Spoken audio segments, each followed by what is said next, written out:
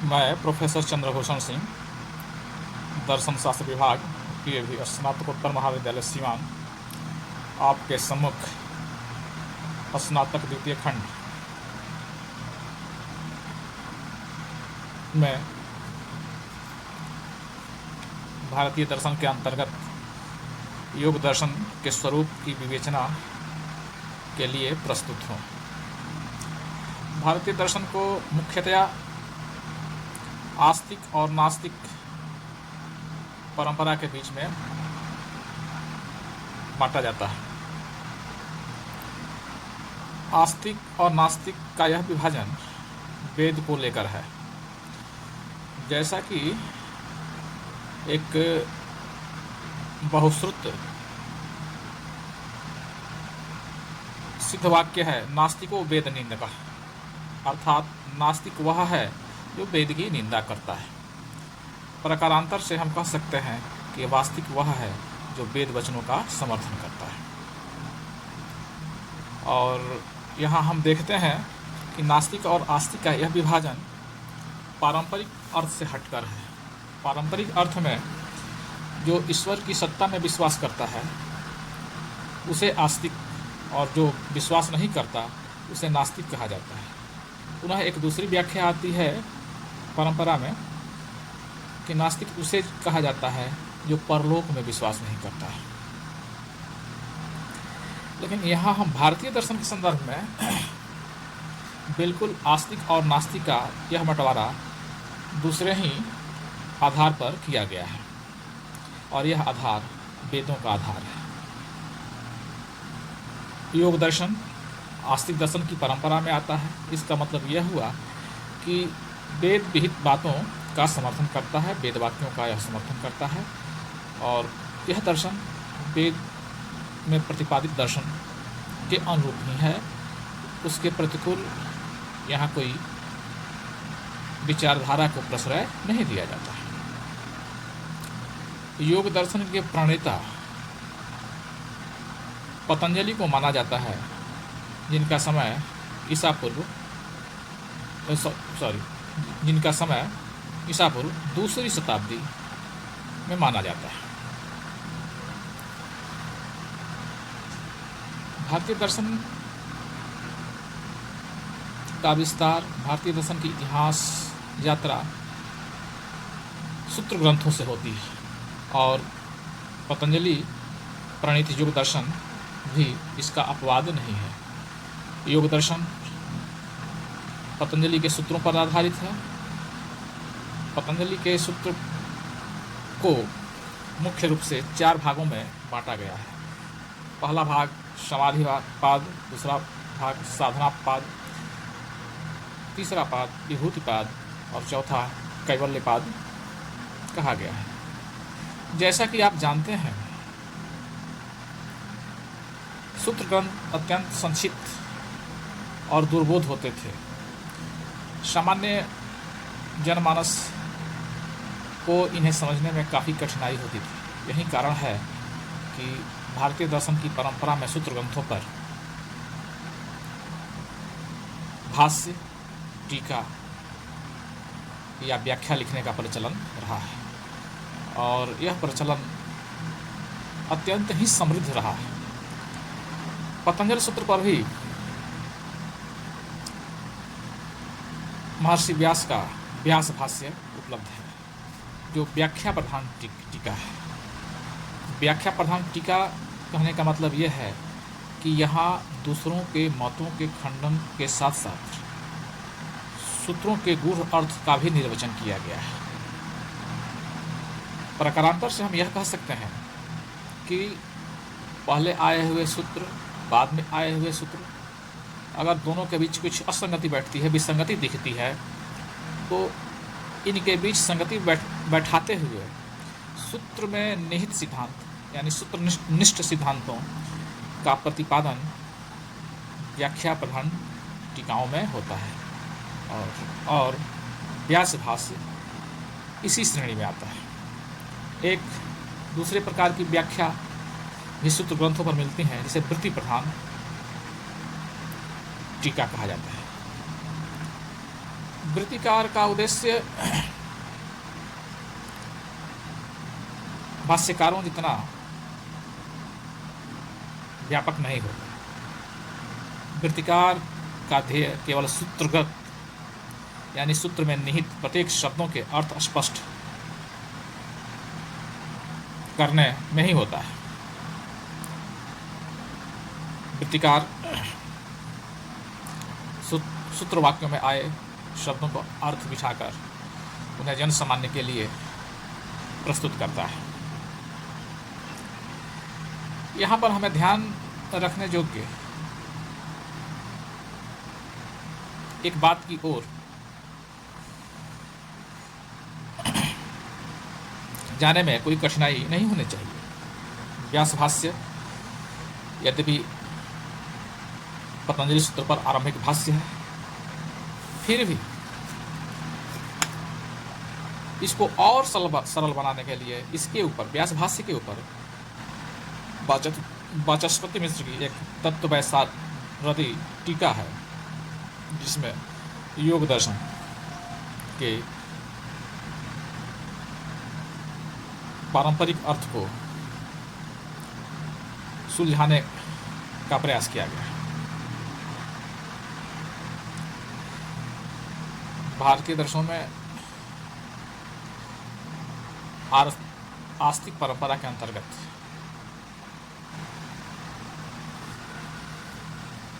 छह दर्शनों का सूत्रपात हुआ है और ये छह युगपत रूप में प्रस्तुत किया है, जैसे सांख्य, योग, मीमांसा, वेदांत, न्याय, वैशेषिक। एक तरह से ये 12 दर्शन हुए आस्तिक परंपरा के, लेकिन इन्हें खट दर्शन के नाम से जाना जाता है। इसका कारण यह है कि दो का एक समूह बनाया गया, जिन्हें समान तंत्र या जुड़वा तंत्र या एलाइड तंत्र कहा गया। योग दर्शन भी सांख्य के साथ समान तंत्र की श्रेणी में आता है, यानी जुड़वा तंत्र है, एलाइड सिस्टम है। लेकिन इसका यह कतिपय अर्थ नहीं कि सांख्य और योग सभी बातों में एकमत है। समान तंत्र कहने का सिर्फ इतना ही आशय है कि अधिकांश बातों में दोनों दर्शन एक ही तरह का निर्वचन करते हैं। कुछ बातों में दोनों में भिन्नता पाई जाती है। यह बात योग दर्शन के साथ भी लागू होती है। सांख्य और योग दर्शन दोनों अपनी तत्व मीमांसा, ज्ञान मीमांसा, संसार मीमांसा तथा कैवल्य मीमांसा के निर्वचन में एक समान दृष्टिकोण अपनाते हैं, लेकिन कुछ बातों में इनमें भिन्नता आ जाती है। मुख्य रूप से जहाँ सांख्य दर्शन में ईश्वर का प्रत्यय अनुपस्थित मिलता है, वहीं योग दर्शन में ईश्वर के प्रत्यय को साकार किया गया है। बिना ईश्वर के निर्वचन के योग दर्शन अधूरा रहेगा, क्योंकि योग दर्शन के लक्ष्य समाधि की प्राप्ति में ईश्वर प्रणिधान एक अनिवार्य प्रस्थान बिंदु है।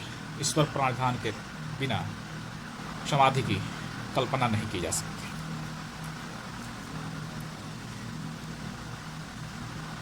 ईश्वर के दृष्टिकोण को लेकर यद्यपि सतही तौर पर मत भिन्नता देखने को मिलती है, लेकिन अगर हम सूक्ष्म विवेचना करें तो यह धारणा निर्मूल जान पड़ती है कि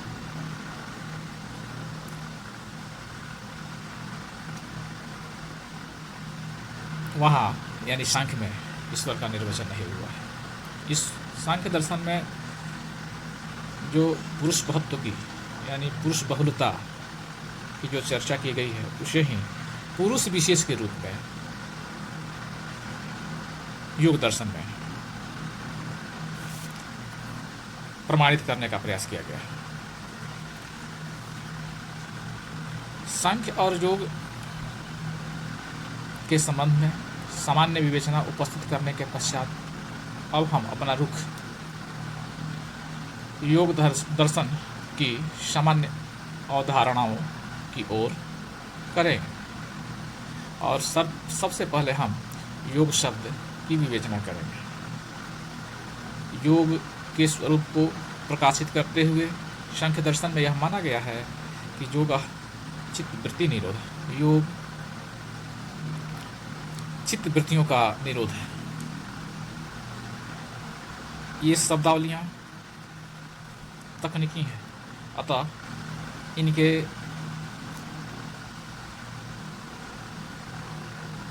व्याख्या की अनिवार्यता यहाँ पर प्रतीत होती है।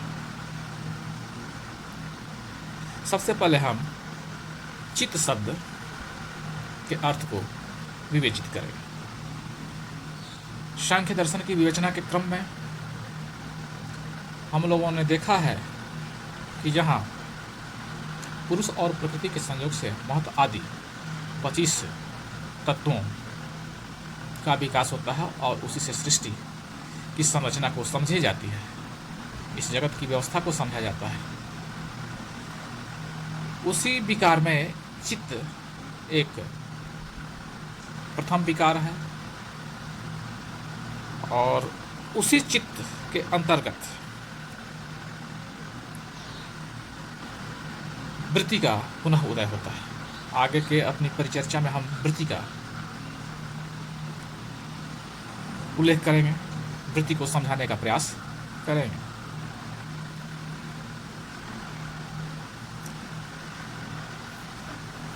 पुरुष प्रकृति संयोग के फलस्वरूप 25 तत्व बनते हैं, जिसके आधार पर सांख्य और योग दर्शन विश्व की व्याख्या करने का प्रयास करते हैं। यहाँ तक बात क्लियर है। लेकिन चित्त जो कि प्रकृति का पहला विकार है, और जैसा कि हम जानते हैं कि प्रकृति त्रिगुणात्मक है, यानी इसमें सत्व, तम और रजगुण होता है। इस कारण प्रकृति के विकार होने के चलते चित्त भी त्रिगुणात्मक है, यानी इसमें भी तीनों गुणों की अधिकता पाई जाती है। यह माना जाता है योग दर्शन में कि जब चित्त का अपने विषय से संपर्क होता है तो चित्त उस विषय का आकार ग्रहण कर लेता है। इसे ही चित्त की वृत्ति या विकार कहते हैं। और इन्हीं विकारों के माध्यम से, इन्हीं चित्त वृत्तियों के माध्यम से आत्मा विषय को ग्रहण करती है, यानी आत्मा को विषय का ज्ञान होता है। यह बात हमें समझना होगा कि चूंकि चित्त वृत्तियाँ परिवर्तनशील होती हैं, उनका जिस किसी विषय से संपर्क होता है वो उसी का आकार ग्रहण कर लेती हैं। आत्मा में स्वयं कोई विकार नहीं होता है, लेकिन चित्त वृत्तियाँ परिवर्तनशील होती हैं। इस कारण और आत्मा को यह भ्रम हो जाता है कि वह भी परिवर्तित होने वाली सत्ताओं में ही है। चित्त विकार आत्मा में प्रतिबिंबित होता है और प्रतिबिंबित होने के कारण, प्रतिबिंबित होने का मतलब ये हुआ कि आत्मा के प्रकाश के चलते चित्त वृत्तियों की छाया आत्मा में पड़ती है और उसी छाया को आत्मा स्वयं की छाया मान बैठता है।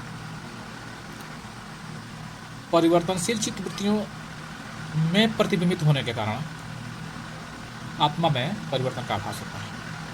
इसे हम एक उदाहरण से समझ सकते हैं। जैसे नदी के हिलकोरों में प्रतिबिंबित होने के चलते चंद्रमा हिलता हुआ प्रतीत होता है, जबकि वस्तु स्थिति ऐसी नहीं होती, और इसी चीज़ को आत्मा ग्रहण करता है।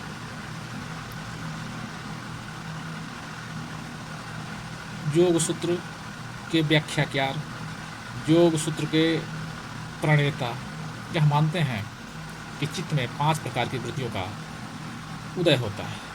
इन वृत्तियों में पहली वृत्ति प्रमाण, सत्य ज्ञान, दूसरा विपर्यय, मिथ्या ज्ञान, तीसरा विकल्प, इसे कल्पना कहा जाता है, चौथा निद्रा और पांचवा स्मृति यानी स्मरण।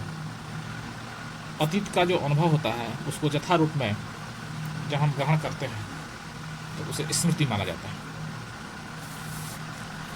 अब आगे की परिचर्चा में हम देखते हैं कि जब चित्त किसी वृत्ति में परिणित होता है यानी बदल जाता है, उस विषय का आकार ले लेता है, तब आत्मा का प्रकाश उस पर पड़ता है और आत्मा उसे अपना लेती है, आत्मसात कर लेती है। आत्मा को ऐसा लगता है, प्रतीत होता है कि यह मेरी ही अवस्था है, और इन वृत्तियों के प्रभाव के चलते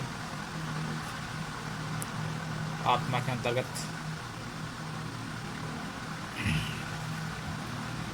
अविद्या का उदय होता है। अब हम चित्तवृत्ति निरोध की चर्चा करें। चित्तवृत्ति निरोध का अर्थ यह नहीं है कि वृत्तियों का संपूर्ण नाश होता है, क्योंकि योग दर्शन सत्कार्यवादी है।